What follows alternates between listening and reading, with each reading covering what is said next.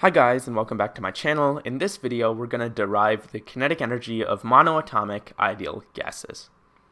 So first I want to go over some concepts that you'll need to know before we delve into actually doing the derivation. We're going to need to know some formulas. So we're going to need to know the momentum formula, P equals mv. We're also going to need to know that force is the same thing as the change in momentum over time. Right, the change in momentum over the change in time. So this is a physics formula that's actually how force is defined, as the change in momentum over the change in time. And then also pressure is defined as the average force applied on the wall divided by area. It's the force per unit area. So you can kind of see how this is going to go based on the way I mentioned those formulas. First, we're going to calculate some momentum. Then we're going to have to calculate the change in momentum over the change in time. And from that, we might be able to relate that to the pressure, right? And momentum is related to velocity. So technically, we're relating velocity to pressure. And remember ideal gas law. Ideal gas law tells us pressure is related to temperature. So you can sort of see where I'm going, where I'm going to relate velocity to, in the end, temperature, right? And velocity is related to kinetic energy. We also have this formula, kinetic energy is equal to half mv squared.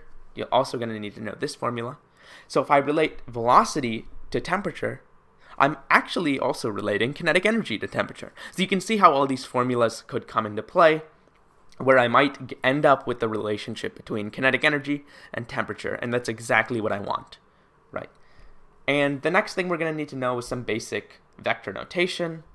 This is just saying that a velocity vector can be broken down into its x component, its y component, its z component, and the actual vector is just the sum of all these components. The next thing is that the magnitude of a velocity vector, or any vector, squared, is just the sum of the squares of its x, y, and z component. So this is just a direct thing that comes from Pythagorean theorem. If I reduce this to two dimensions, say I have my velocity vector, and I bring it to its x and its y component. This is vy, this is vx. From Pythagorean's theorem, we know that velocity vector, the magnitude squared, basically the length of that vector, is equal to vx squared plus vy squared, right? So this is just extending that formula into 3D. That's just Pythagorean's theorem. Finally, we're going to be using some assumptions, right? And these are the assumptions of the kinetic molecular theory that I mentioned in a previous video. That's why these assumptions are even important. Like, that's why I put it in the video, is because they are important, because we do use them, right? We assume, two of these assumptions especially are very important. One of which being that we're assuming that these particles have elastic collisions. And what does elastic collisions mean? That means that there's no loss in energy when they collide. So if I look at a certain particle, right, say I look at a particle that's moving, I'm going to draw this in one dimension, and say this is the wall, and this is my particle that moves with a certain velocity, right? It moves at a certain speed, it's going to the right, and then it bounces off this wall, right? It bounces right back, but it does not lose any energy, because we're assuming elastic collisions. And what does that mean? That means it bounces back at the exact same speed. So it bounces, it has a speed v, it's going to the right, bounces off the wall, and now it has a speed v going to the left. Right? Because no energy is being lost. Okay, so that's one important assumption, and one that we are going to use. The next one is that there are no interactions between gas particles. Right? There's no interactions. We've already, mentioned this because we assume that there's basically no intermolecular forces. There's no IMFs. Why is this important? This is important because basically each gas particle thinks that it's in a vacuum, right? It doesn't know that there's no information that's being traveled between any of these gas particles, right? There's no attractions or repulsions. There's no forces. Each of these gas particles basically thinks it's in a space all by itself. And so it's moving as if it has a space all by itself, right? It doesn't move any differently by itself than it would if there's a bunch of particles around. So what does that mean? That means I can basically zoom into one gas particle, see how it's moving, and then just multiply that number across all these gas particles to get my total energy or total property of a system, right? Because this gas particle is not going to move any differently if it's by itself versus if it's with all these other gas particles. And because there's no difference in movement, I can simplify my problem to only look at one gas molecule and then multiply that a bunch to get my property of the entire system. So for example, how we're going to use this is I'm going to zoom into one particle, find the kinetic energy, and then zoom out and multiply that by all the molecules in the system to find the total kinetic energy. So hopefully that made a little bit of sense. Now we'll just get right into the derivation, now that we know which formulas we are going to need. So what I'm going to do is I'm going to look at a cube, right? You can see I've drawn a cube. This is the volume I'm going to confine my gas particles in.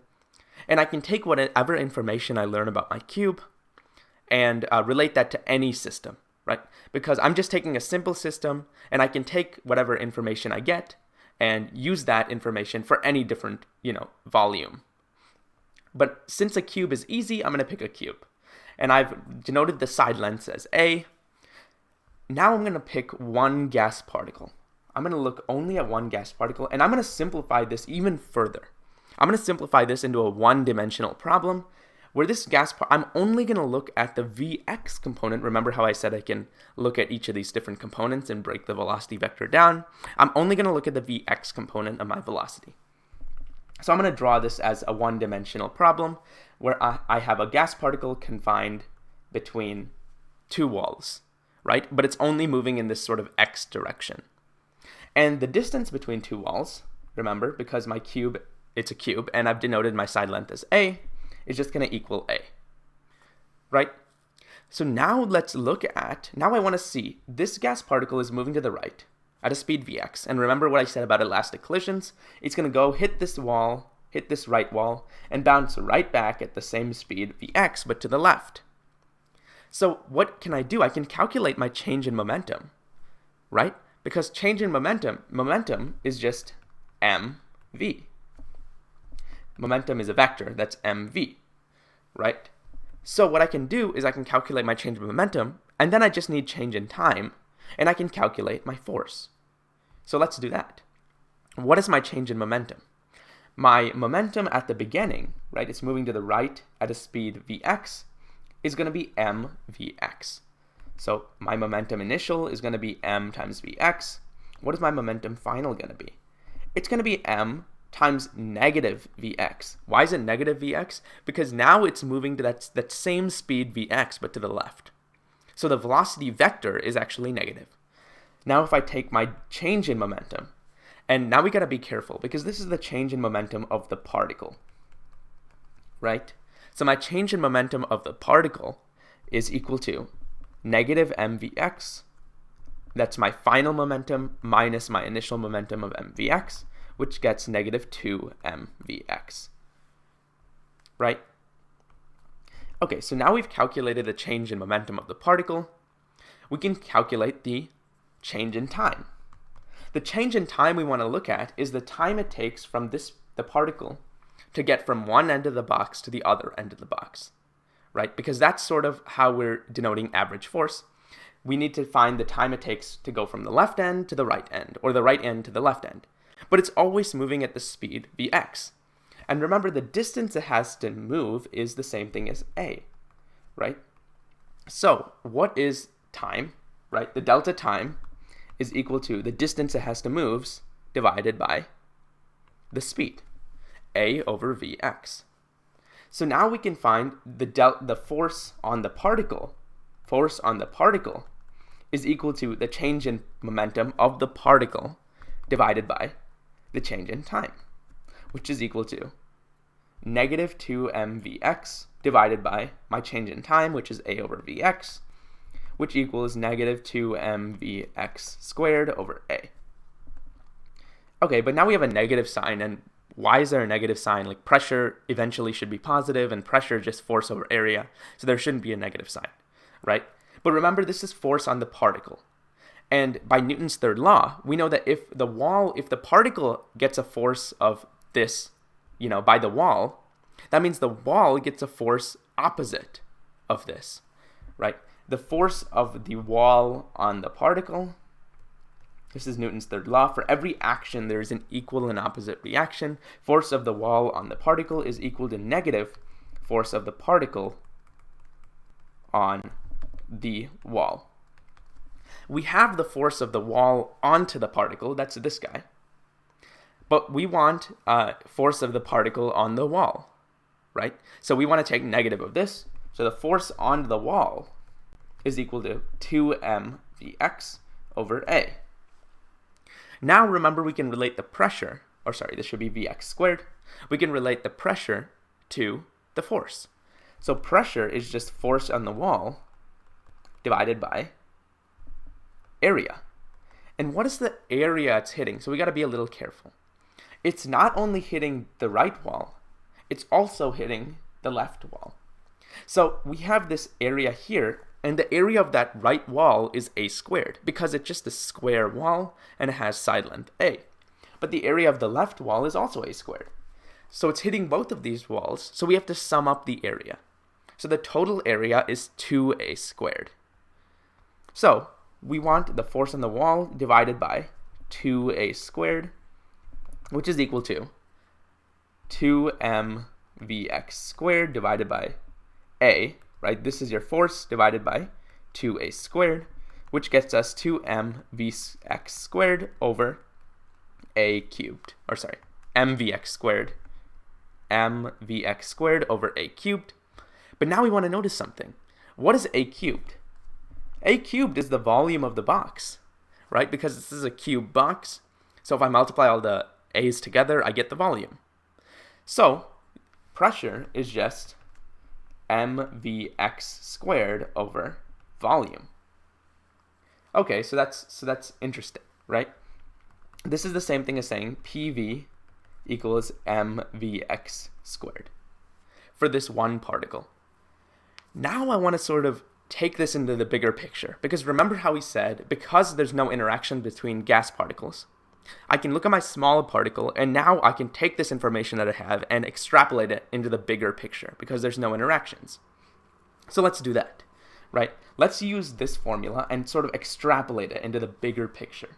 Say I want the total pressure. P total is equal to, if I summed up all these little pressures by all these different gas molecules, right? That's, say if I did m over v, but now I want to sum up, basically I want to sum up all my little pressures, mvx, and I'm going to denote it by I squared over v.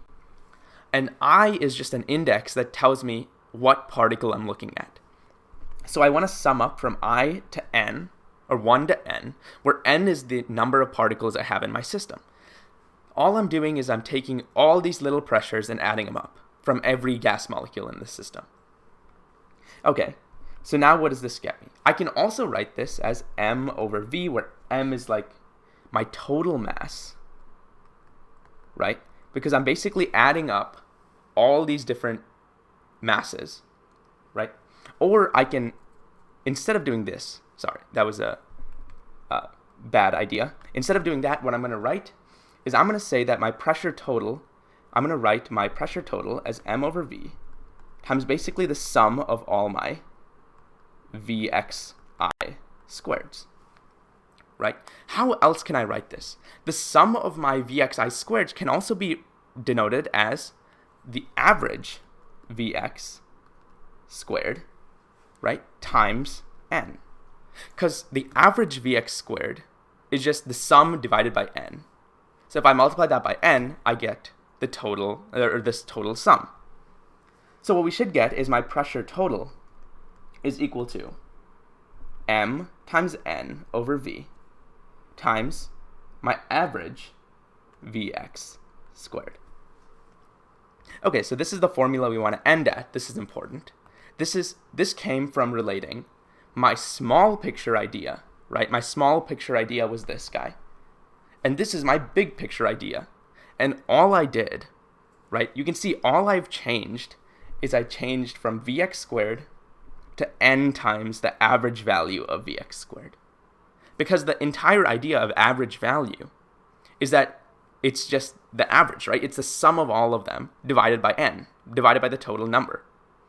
And n times n times the average will get me the total sum, right? So I'm just adding up all these pressures, which gets me the total pressure.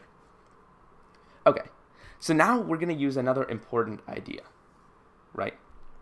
What is our important idea that we're going to use? It's that v squared, the Vx component squared, average, is equal to the Vy component squared, average, is again equal to the Vz component squared, average. So this is important, right? And this is going to come back in a little bit, but let me explain why this is true. Remember, all these gases are moving in random directions. You know, they're all moving randomly. So why is any of these directions special, right? Why would the x direction be different than the y direction or the z direction? It wouldn't, on average, right? Because they're all basically the same direction, because this is just random motion.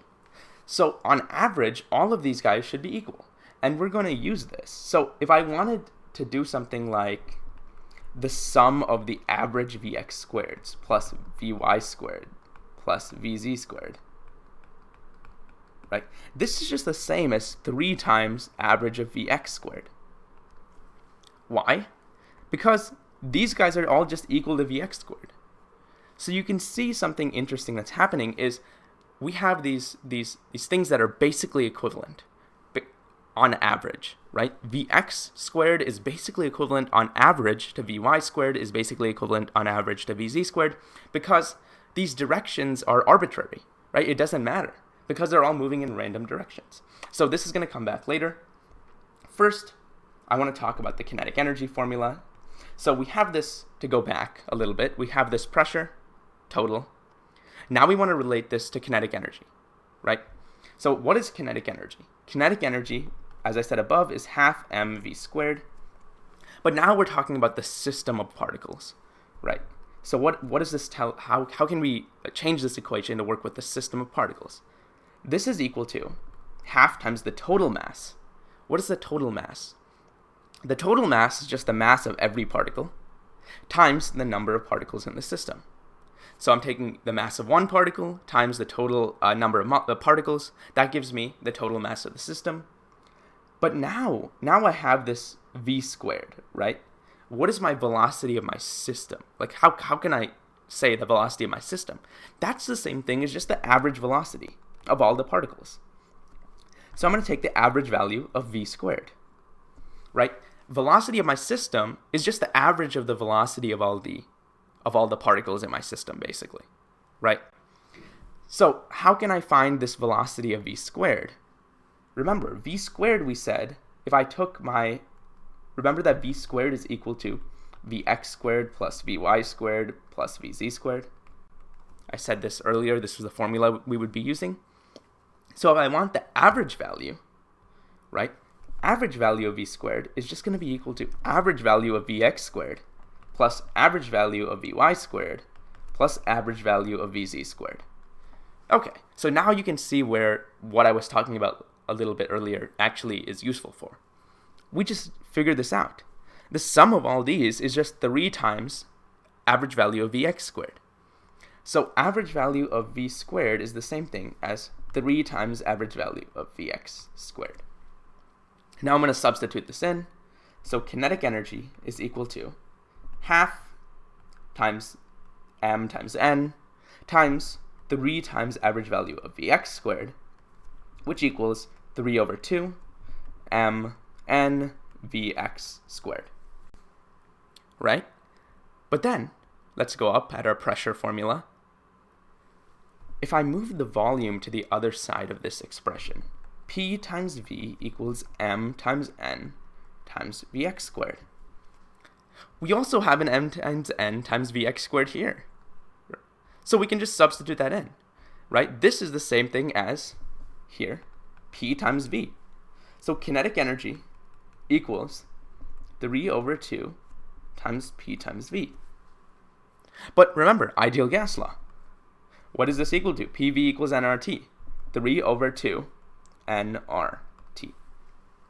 And now we've just solved for the kinetic energy of an ideal gas. Right there. The kinetic energy for a monoatomic ideal gas. So, for example, a noble gas like argon or neon or something like that is equal to 3 over 2 nRT. And you can see that it's only dependent on temperature, which is exactly what we thought, right? Kinetic energy should only be dependent on temperature for an ideal gas. What we can do another way we can write this expression is that kinetic energy, if we're looking at for one particle. So what does that mean? That means the number of moles of particles we have is 1 over Avogadro's number. So we have 3 over 2 times 1 over Avogadro's number, RT, and R over Avogadro's number is the Boltzmann constant, so we have 3 over 2 kBT. So for one particle, we have the kinetic energy as equaling 3 over 2 kBT. So I hope this was like really interesting to you, right? Because we have just shown using just the idea of kinetic molecular theory, right? Just those simple assumptions. What were our simple assumptions? Elastic collisions and no interactions, right? Those were our only assumptions. And we just showed what the kinetic energy of, an ideal gas, a monoatomic ideal gas would be. And this is for many moles, and this is for, one particle. We've just shown exactly what, and we've shown that the relationship only depends on temperature, right? Kinetic energy, this is really important, is proportional to some constant times temperature. And in the monoatomic ideal gas case, right, this constant is equal to 3 over 2 kB for a single particle, right? That's why this is so interesting, is that just from first principles, we were able to show that kinetic energy is only temperature dependent. And we were able to find the formula for it, and that it's linearly dependent on temperature. So in the next video, I want to go over how we can extend these ideas to not just monoatomic gases, but also diatomic gases and polyatomic, molecules, right? And we'll see that in those cases, we have this idea of degrees of freedom. And we also have this idea called the equipartition theorem, and I'll talk more about this in the next video. But we have the idea that not only translational motion is important, right? Here we talked about the Vx, the Vy, and the Vz, but in multiple atom, molecules, we'll have rotations and we'll have vibrations that are also important, right? And something that's really interesting to think about is, why do we have a 3 in the numerator here? The 3 comes from the idea, right, over here, that the v squared average is just 3 times average of Vx squared. But remember, the only reason we had a 3 there is because we had a Vy and we had a Vz component, right? Because those were our other 2 components. We had our Vx component, but we also had our Vy and our Vz, and that gave us 3. So we can think of these, just as a little teaser into the next video, is that the x direction, the x motion, right, the y motion, and the z motion are all called translational degrees of freedom. It's all these different, parts where energy is actually being stored is in the x direction of motion, the y direction of motion, and the z direction of motion.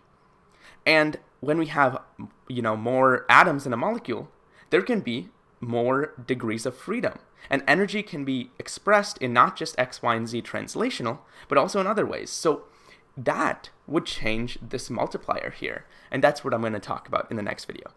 So I hope this derivation was interesting to you, and I hope you learned something. Thank you so much for watching, and I'll see you guys in the next one.